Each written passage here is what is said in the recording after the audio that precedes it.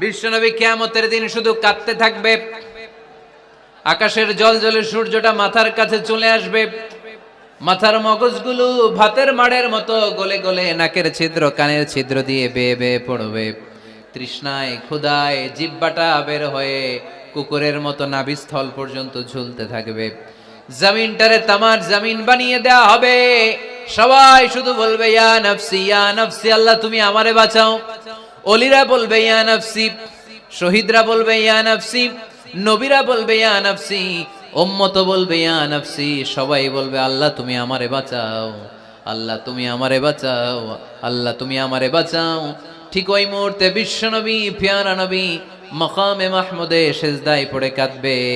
তিনি ইয়া নফসি না বলে চিৎকার করে কেঁদে কেঁদে বলবে উম্মতি উম্মতি রবলি হাবলি উম্মতি, ও রব আমার উম্মতকে তুমি বাঁচাও।